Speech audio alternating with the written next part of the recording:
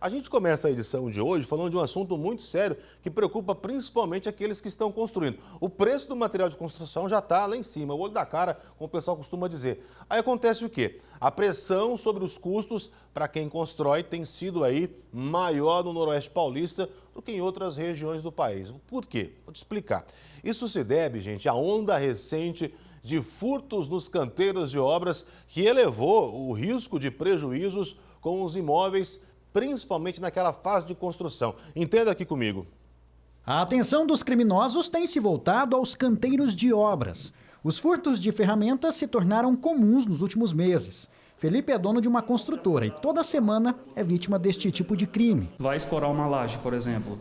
Deixou a escora lá um dia, roubaram. A gente tem relatos aí da gente colocou escora na obra 2 da tarde, 7 horas da manhã, no dia seguinte já não tinha mais, entendeu? Andaime na obra, o povo rouba. Se a gente esquecer um dia, rouba. Motor da betoneira, se a gente esquecer um dia de guardar no container, no dia seguinte não está mais lá. Ferramenta de pedreiro, misericórdia, nunca para. Ele conta que uma das obras chegou a ser paralisada após uma onda de furtos.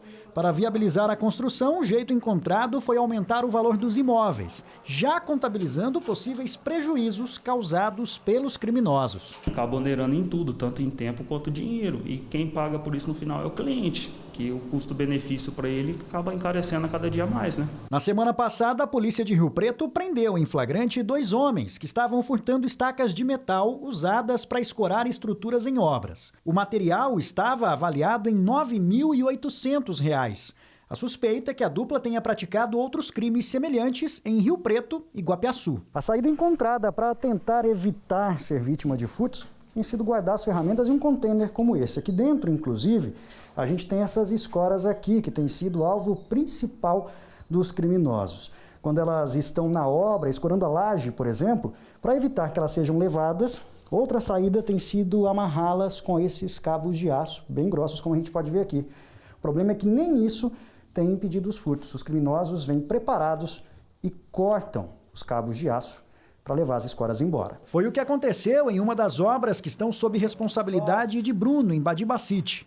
Apenas em um dos casos, o prejuízo chegou a R$ 20 mil. A gente agora precisa saber para onde está indo esse material, quem é que está receptando esse material e quem é que está comprando, né? Porque existe um comércio, se existe a demanda de furto, existe alguém que está comprando. Então a gente precisa saber o que está acontecendo no mercado. Ele também precisou repassar os prejuízos aos clientes. Uma escola está na faixa de mercado, uma unidade, entre 250 a 300 reais. Uma obra de 70 metros vai umas 50 escoras, um pouco mais. Então, veja o custo. Isso daí pode onerar em 5%, 10% o valor da obra. Este delegado confirma que os casos de furtos em obras têm aumentado na cidade.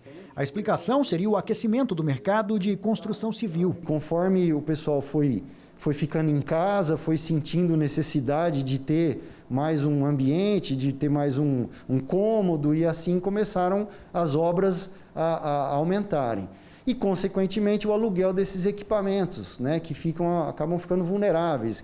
Andaimes, escoras, a própria betoneira, né? Então a gente percebe sim que houve um aumento nisso. Ele diz que, apesar do esforço, a polícia normalmente tem dificuldade para identificar e punir os criminosos. E, portanto, a melhor saída é dificultar a ação dos bandidos. Avise os vizinhos, né?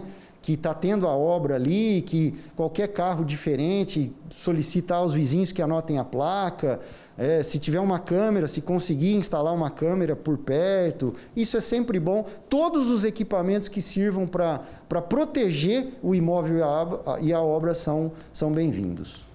Só que muitas vezes o bairro todo está em construção, não tem vizinhos, né?